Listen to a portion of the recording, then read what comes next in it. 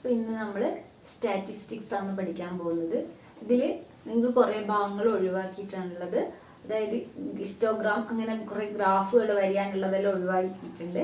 അപ്പോൾ ആ ഭാഗങ്ങൾ ഒഴിവാക്കിയിട്ടാണ് ഞാൻ പഠിപ്പിക്കുന്നത്. അപ്പോൾ ഇന്ന് എന്താണ് സ്റ്റാറ്റിസ്റ്റിക്സ് എന്നുള്ളത് നോക്കാം.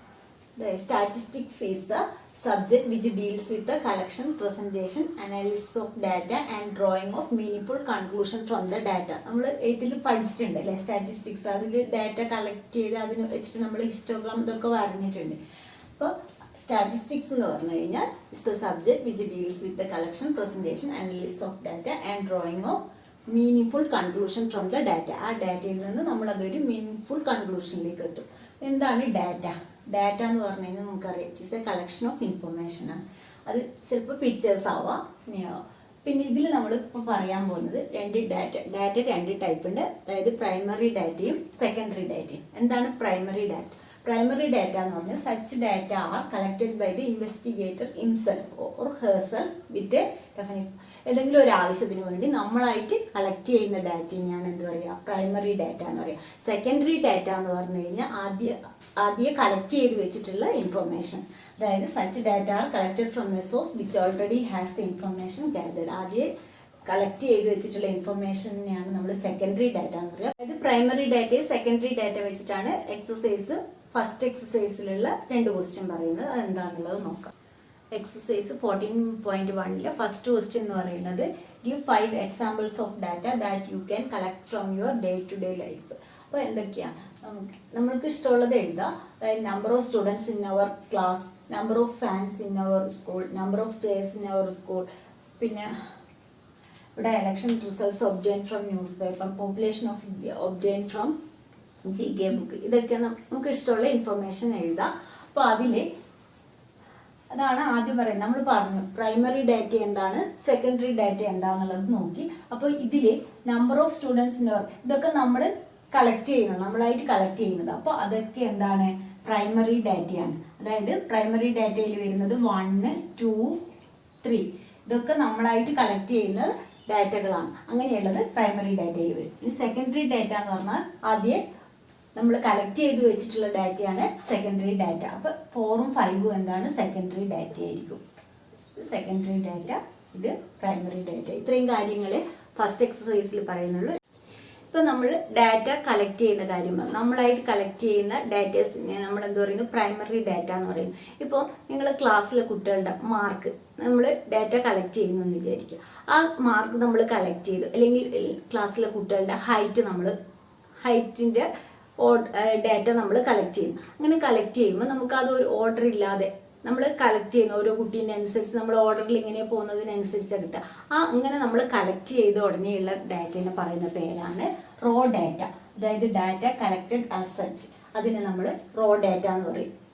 ഇപ്പോൾ ഈ റോ ഡാറ്റയിൽ നിന്ന് നമുക്ക് പെട്ടെന്ന് ഏത് കുട്ടിയുടെയാണ് ഹൈറ്റ് കൂടുതൽ അല്ലെങ്കിൽ ഹൈറ്റ് കുറവ്, ഒരേ ഹൈറ്റുള്ള എത്ര കുട്ടികളുണ്ട്, ഇതൊന്നും നമുക്ക് പെട്ടെന്ന് നോക്കിക്കഴിഞ്ഞാൽ മനസ്സിലാവില്ല.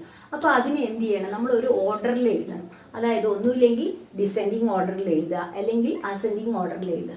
അത് വലിയ ഡാറ്റയിൽ നിന്ന് ചെറിയ നമ്പറിലേക്ക് എഴുതുക, അല്ലെങ്കിൽ ചെറിയ നമ്പറിൽ നിന്ന് വലിയ നമ്പറിലേക്ക്, അങ്ങനെ ഒരു ഓർഡറിൽ എഴുതണം. അപ്പോൾ നമുക്ക് അതിൽ നിന്ന് എന്ത് കാണാൻ പറ്റും? ഹയസ്റ്റ് വാല്യൂ അത് എത്രയാണ്, അതുപോലെ ലോവസ്റ്റ് വാല്യൂ എത്രയാണെന്നുള്ളതൊക്കെ പെട്ടെന്ന് കണ്ടുപിടിക്കാൻ കഴിയും. അപ്പോൾ ഇവിടെ difference of the highest value and lowest value, ആ ഡാറ്റയിലുള്ള ഹയസ്റ്റ് വാല്യൂൻ്റെ ലോവസ്റ്റ് വാല്യൂൻ്റെ ഡിഫറൻസിനെയാണ് നമ്മൾ എന്ത് പറയുക? റേഞ്ച് ഓഫ് ഡാറ്റ എന്ന് പറയും.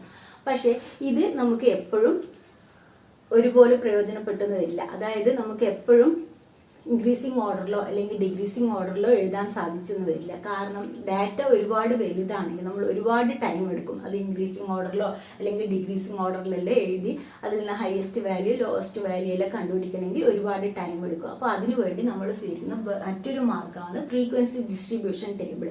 അപ്പോൾ അതിൽ തന്നെ 2 ടൈപ്പ് ഉണ്ട്. അൺഗ്രൂപ്പ്ഡ് ഫ്രീക്വൻസി ഡിസ്ട്രിബ്യൂഷൻ ടേബിൾ, അതുപോലെ ഗ്രൂപ്പ്ഡ് ഫ്രീക്വൻസി ഡിസ്ട്രിബ്യൂഷൻ ടേബിൾ. അപ്പോൾ അതെന്താണെന്നുള്ളത് നോക്കാം നമുക്ക്.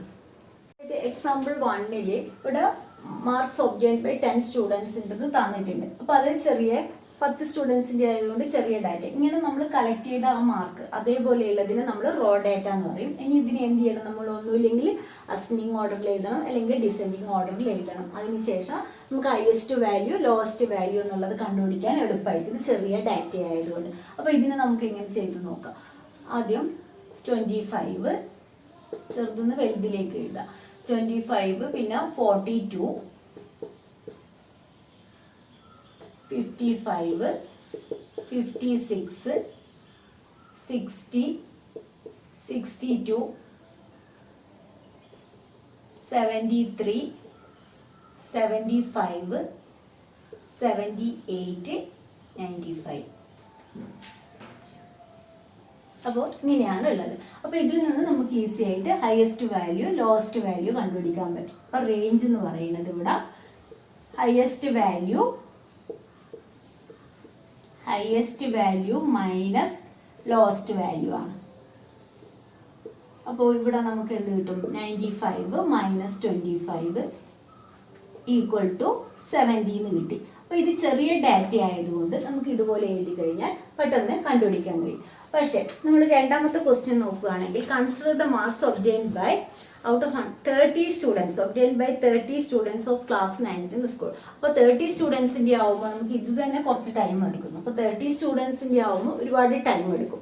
അപ്പോൾ അതിന് നമ്മൾ അതായത് ഫ്രീക്വൻസി ഡിസ്ട്രിബ്യൂഷൻ ടേബിൾ വെച്ചിട്ടാണ് അവിടെ ചെയ്യുന്നത്. അപ്പോൾ എന്ത് ചെയ്യുന്നു? 10, 20, 36, 40 ഇങ്ങനെ അവരെ മാർക്ക് എഴുതി. അപ്പോൾ ആ മാർക്കിൽ എത്ര കുട്ടികളുണ്ട് അത് നമ്പർ ഓഫ് സ്റ്റുഡൻസ് അടുത്ത ബോക്സിൽ എഴുതി. അപ്പോൾ അവിടെ നമുക്ക് എത്ര കുട്ടികളുണ്ട്, അതായത് ചിലപ്പോൾ ഒരേ മാർക്കിൽ 2-3 പേരുണ്ടാവും. അപ്പോൾ അതിനനുസരിച്ച് എത്ര പേരുണ്ട് നോക്കിയിട്ട് നമ്മൾ അത് എഴുതുന്നു. അപ്പോൾ ഇവിടെ മാർക്സ് നമ്പർ ഓഫ് സ്റ്റുഡൻസ് അടുത്ത കോളത്തിൽ എന്തോന്ന് നമ്പർ ഓഫ് സ്റ്റുഡൻസ്. ഇങ്ങനെ ഇത് ഗ്രൂപ്പ് അല്ല, അൺഗ്രൂപ്പ്ഡ് ഫ്രീക്വൻസി ഡിസ്ട്രിബ്യൂഷൻ ടേബിളാണ്. അതായത് നമ്മൾ അതിനെ ഒരു ഗ്രൂപ്പ് ആക്കിയിട്ട് ചെയ്തിട്ടില്ല. അപ്പോൾ അങ്ങനെയുള്ള ടേബിളിനെ നമ്മൾ പറയുന്നത് ungrouped frequency distribution table. Ungrouped frequency distribution table. അടുത്ത ക്വസ്റ്റ്യൻ നോക്കുകയാണെങ്കിൽ അവിടെ നമുക്ക് കുറച്ചും കൂടി വലിയ ഡാറ്റയാണ്. 100 plants each were planted in 100 schools during 1 month. After 1 month, the number of plants that survived were recorded as. അപ്പോൾ അവിടെ കുറേ ഉണ്ട്. അപ്പോൾ ഇതിന് നമ്മൾ എന്ത് ചെയ്യും? ഒരു ഇതായിട്ട് എഴുതും, അതായത് ക്ലാസ് ഇൻ്റർവെൽ ആയിട്ട് എഴുതും. അതായത് 20 to 29, പിന്നെ എഴുതും 20 to 29 കഴിഞ്ഞ് 30 to 39. അപ്പോൾ ഇതിൻ്റെ ഇടയിലുള്ള എത്ര സ്കൂളുകളുണ്ട് അപ്പോൾ അത് എഴുതുകയാണ് ചെയ്യുന്നത് അടുത്തത്. അപ്പോൾ എക്സാമ്പിൾ 3ൽ നമുക്ക് ഇവിടെ അതായത് കുറച്ച് 100 plants were planted in 100 schools during 1 month. After 1 month, the number of plants that survived were recorded. അപ്പോൾ ഒരു മന്തിന് ശേഷം എത്ര പ്ലാന്റ്സ് സർവൈവ്ഡ് ആയി എന്നുള്ളത് അവിടെ റെക്കോർഡ് ചെയ്തിട്ടുണ്ട്. അപ്പോൾ ആ ഡാറ്റ നമ്മൾ നോക്കുകയാണെങ്കിൽ ഭയങ്കര വലിയൊരു ഡാറ്റയാണ്. അപ്പോൾ അതിനെ നമുക്ക് ആദ്യത്തെ മെത്തേഡിലും ചെയ്യാൻ കഴിയില്ല. രണ്ടാമത് നമ്മൾ അൺഗ്രൂപ്പ്ഡ് ഫ്രീക്വൻസി ഡിസ്ട്രിബ്യൂഷൻ ടേബിൾ. അപ്പോൾ അത് ഗ്രൂപ്പ് ചെയ്യാതെ നമ്മൾ എഴുതി. അപ്പോൾ അങ്ങനെ എഴുതുമ്പോഴും നമുക്കത് ഒരുപാട് എഴുതേണ്ടി വരും. അപ്പോൾ എന്ത് ചെയ്യും? നമ്മൾ ഇതിനെ നമ്മൾ ഇങ്ങനെ ഗ്രൂപ്പാക്കി എഴുതുന്നത് ഗ്രൂപ്പ്ഡ് ഫ്രീക്വൻസി ഡിസ്ട്രിബ്യൂഷൻ ടേബിൾ എന്ന് പറയും. അതായത് നമ്പർ ഓഫ് പ്ലാന്റ്സ് സർവൈവ് ചെയ്തത് ഒരു ഗ്രൂപ്പാക്കി, അതായത് 20 to 29 എത്ര സ്കൂളുകളിലുള്ള പ്ലാന്റ്സിനാണ് സർവൈവ് ആയത്. അപ്പോൾ അതിനനുസരിച്ച് നമ്മളിങ്ങനെ ഗ്രൂപ്പ് ആക്കിയിട്ട് എഴുതി. അപ്പോൾ ഇവിടെ എഴുതുമ്പോൾ ഇവിടെ നമ്പർ ഓഫ് പ്ലാന്റ്സ് സർവൈവ്, ഇവിടെ ടാലി മാർക്ക്, ഇവിടെ നമ്പർ ഓഫ് സ്കൂൾസ്, അതായത് ഫ്രീക്വൻസി വരുന്നത്. അപ്പോൾ ഇവിടെ നമ്മൾ ആ ക്വസ്റ്റ്യനിൽ നോക്കുകയാണെങ്കിൽ അതിൽ 100ഉം സർവൈവ് ആയത് ഒരു സ്കൂളും ഇല്ല. അപ്പോൾ 100 വരെ നമുക്ക് ആവശ്യമില്ല. അപ്പോൾ 99ലാണ് അവിടെ നിൽക്കുന്നത്. അതുപോലെ 20 താഴെയുള്ള നമ്പേഴ്സും ഇല്ല. അപ്പോൾ നമ്മൾ അതിനെ ഒരു ക്ലാസ് ഇൻ്റർവെൽ ആക്കി ഇങ്ങനെ എഴുതുന്നതിനെയാണ് നമ്മൾ എന്ത് പറയുക? Class interval. 20 to 29, അടുത്തത് 30 to 39, പിന്നെ 40, 42. ഇതിനെ നമ്മൾ ഇതിൽ ലോവർ ക്ലാസ് ലിമിറ്റ്, ഇത് അപ്പർ ക്ലാസ് ലിമിറ്റ് എന്ന് പറയും. അതായത് ഇങ്ങനെ എഴുതുന്നതിനെ നമ്മൾ എന്ത് പറയും? ക്ലാസ് ഇൻ്റർവെൽ എന്ന് പറയും. ഇതിനെയാണ് ക്ലാസ് സൈസ്. ഇത് ലോവർ ക്ലാസ് ലിമിറ്റ്, അതായത് ഇപ്പുറത്തെ സൈഡിൽ എഴുതുന്നത് ലോവർ ക്ലാസ് ലിമിറ്റും ഇത് അപ്പർ ക്ലാസ് ലിമിറ്റ്. ഇത് ലോവർ ക്ലാസ് ലിമിറ്റ്, ഇത് അപ്പർ ക്ലാസ് ലിമിറ്റ്. അപ്പൊ ഇങ്ങനെ നമ്മൾ എഴുതുകയാണെങ്കിൽ നമുക്ക് ഈ ഡാറ്റയിൽ നിന്ന് പെട്ടെന്ന് കണ്ടുപിടിക്കാൻ കഴിയും. അപ്പോൾ ഇതിൽ നമ്മൾ ടാലി മാർക്ക് ഇങ്ങനെ എഴുതിയത് ഇപ്പോൾ ഫ്രീക്വൻസി 3 സ്കൂളിലാണുള്ളത്, 20 to 29 പ്ലാന്റ്സ്. അപ്പോൾ ഇവിടെ 3 ഇങ്ങനെ എഴുതാം. ഇവിടെ 40 എന്ന് വരുമ്പോൾ നമ്മൾ എന്ത് ചെയ്യുക? 1, 2, 3, 4, 5 ഇത് നിങ്ങൾക്ക് അറിയുന്നത് തന്നെ. 5 അടുത്തത് എന്ത് ചെയ്യും? 6, 7 ഇതിൽ 5 വന്ന് ഇപ്പോൾ 10 ആയി. ഇനി 4 ഇങ്ങനെ എഴുതുക. അപ്പോൾ അതുപോലെ നമ്മൾ ടാലി മാർക്ക് എല്ലാത്തിനും കൊടുക്കുക. അവിടെ 1 2 3 4 5 1 2 3 4 5 പിന്നെ 2 വരും. ഇവിടെയാണെങ്കിൽ 1 2 3 4 5 പിന്നെ ഒരു 3. അപ്പോൾ ഇവിടെ 1 2 3 4 5 1 2 3 4 5 10 ആയി. പിന്നെ 8 കൊടുക്കുക. 1 5 15 ആയി. പിന്നെ 3. അതുപോലെ നമ്മൾ ടാലി മാർക്ക് കൊടുക്കുക. അതിനുശേഷം ഇവിടെ നമ്മൾ നോക്കുകയാണെങ്കിൽ ഇപ്പോൾ 50% മുകളിൽ പ്ലാൻസ് സർവൈവ് ആയിട്ടുള്ള എത്ര സ്കൂളുണ്ട് എന്നെല്ലാം ചോദിച്ചു കഴിഞ്ഞാൽ നമുക്ക് പെട്ടെന്ന് ഇതിൽ നിന്ന് കണ്ടെത്താൻ കഴിയും. കാരണം 50 to 59 വരുന്നത് 8 ആണ്. അതിനുശേഷം 50ക്ക് മുകളിലുള്ളതാണ് ഇതെല്ലാം. അപ്പോൾ നമുക്ക് എങ്ങനെ ആഡ് ചെയ്താൽ മതി? 8 + 18 + 10 + 23 + 12 അത്രയും സ്കൂളുകാർക്ക് 50% മുകളിൽ പ്ലാൻസ് സർവൈവ് ആയിട്ടുണ്ട്. അപ്പോൾ ഇങ്ങനെ നമ്മൾ ഡാറ്റ എഴുതുകയാണെങ്കിൽ ഇതിൽ നിന്ന് നമുക്ക് പെട്ടെന്ന് കണ്ടുപിടിക്കാൻ കഴിയും എത്ര സ്കൂളിനെ. അതുപോലെ എന്ത് ഡാറ്റയാണോ നമുക്ക് കണ്ടുപിടിക്കേണ്ടത് അത് എളുപ്പത്തിൽ കണ്ടുപിടിക്കാൻ കഴിയും. അപ്പോൾ ഇതിനെ പറയുന്നതാണ് ഗ്രൂപ്പ്ഡ് ഫ്രീക്വൻസി ഡിസ്ട്രിബ്യൂഷൻ ടേബിൾ. അപ്പോൾ ഈ മെത്തേഡിലാണ് നമ്മൾ ചെയ്യാൻ പോകുന്നത്. അപ്പോൾ exercise 14.2 first question, the blood groups of 30 students of class 8 തന്നിട്ടുണ്ട്. അതിൽ represent this data in the form of frequency distribution table which is the most common and rarest group. അപ്പോൾ ഇതിനെ നമ്മൾ ഫ്രീക്വൻസി ഡിസ്ട്രിബ്യൂഷൻ ടേബിളിലാക്കിയിട്ട് എഴുതുകയാണെങ്കിൽ നമുക്ക് എളുപ്പം പറയാൻ പറ്റും മോസ്റ്റ് കോമൺ ഏതാണ്, അതുപോലെ റയറസ്റ്റ് ബ്ലഡ് ഗ്രൂപ്പ് ഏതാണ്. അപ്പോൾ ഇവിടെ നമ്മൾ blood group Tally mark number of students frequency കൊടുത്തു. ഇവിടെ blood group A B O ഇത്രയും ഗ്രൂപ്പാണ് നമുക്കുള്ളത്. അപ്പോൾ എണ്ണ എ എത്രയുണ്ട് നോക്കുക. എ 1 2 3 4 5 6 7 8 9. അപ്പോൾ അതുപോലെ നമ്മൾ എഴുതി 9 എ. ഇനി ബി എന്ന് പറയുന്നത് 1 2 3 4 5 6. അപ്പോൾ 6. എ ബി എന്ന് പറയുന്നത് 1 2 3. എ ബി 3 ആണുള്ളത്. ഇനി ഒ എന്ന് പറയുന്നത് 1 2 3 4 5 6 7 8 9 10 11 12. അപ്പോൾ അതുപോലെ എഴുതുക. അപ്പോൾ ഇതുപോലെ എഴുതി കഴിഞ്ഞപ്പോൾ നമുക്ക് മനസ്സിലായി. അതായത് മോസ്റ്റ് കോമൺ ഗ്രൂപ്പ് ഏതാണ്? ഒ ആണ് ഏറ്റവും കൂടുതലായിട്ടുള്ളത്. O 12 ഉണ്ട്. പിന്നെ റയറസ്റ്റ് ബ്ലഡ് ഗ്രൂപ്പ് ഇതിൽ ഏറ്റവും കുറവ് ഏതാണ്? 3. അപ്പോൾ റയറസ്റ്റ് ബ്ലഡ് ഗ്രൂപ്പ് എന്ന് പറയുന്നത് എ ബി. അപ്പോൾ നമുക്ക് എഴുതാം റയറസ്റ്റ് ബ്ലഡ് ഗ്രൂപ്പ്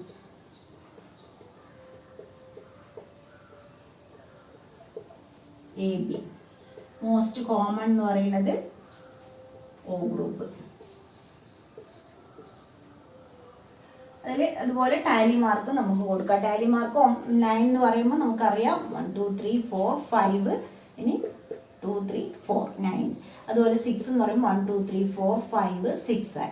ഇതിൽ 1 2 3. ഇനി 12 എന്ന് പറയുമ്പോൾ 1 2 3 4 5 2 3 4 5 10 ആയി 12. ഇതുപോലെ കൊടുത്തു കഴിഞ്ഞാൽ നമുക്ക് ഫ്രീക്വൻസി ഡിസ്ട്രിബ്യൂഷൻ ടേബിളിലാക്കി കഴിഞ്ഞ് കഴിഞ്ഞാൽ എളുപ്പം ചെയ്യാൻ കഴിയും. അപ്പോൾ അടുത്ത ക്വസ്റ്റ്യൻ എന്താണെന്നുള്ളത് നോക്കാം. അപ്പോൾ second question, the distance in kilometre 40 engineers from their residence to their place of work. Construct frequency distribution table with class size 5 for the class size 5 എന്ന് തന്നിട്ടുണ്ട് 0 to 5. അപ്പോൾ ആ സൈസിൽ നമ്മൾ എടുക്കണം. For the data taking the first interval 0 to 5 എന്ന് എടുക്കണം. അതിൽ 5 നോട്ട് ഇൻക്ലൂഡഡ് ആണ്. അപ്പോൾ ആ തന്ന ഡാറ്റയിൽ നിന്ന് നമ്മൾ എത്ര എഞ്ചിനീയേഴ്സ് ഉണ്ട് എന്നുള്ളത് ഡിസ്റ്റൻസ് എഴുതി Tally mark number of engineers അത് കൊടുത്തതിന് ശേഷം നമ്പർ, അതായത് 0 5 നോട്ട് ഇൻക്ലൂഡഡ് എന്ന് പറയുമ്പോൾ അതിന് മുമ്പുള്ള നമ്പർ വരെയുള്ള എത്ര എഞ്ചിനീയേഴ്സ് ഉണ്ട് എന്ന് നോക്കുക. അതുപോലെ ഇവിടെ 5 മുതൽ 10 മുമ്പ് 9 വരെയുള്ളത് എത്ര എഞ്ചിനീയേഴ്സ് ഉണ്ട് അങ്ങനെ നമ്മൾ എഴുതി അതിന് ശേഷം അതിൻ്റെ ടാലി മാർക്കും കൊടുക്കുക. ഇവിടെ ടാലി മാർക്ക് നമ്മൾ കൊടുത്തതിന് ശേഷം ഇവിടെ 11 ആണ്. അപ്പോൾ 1 2 3 4 5 11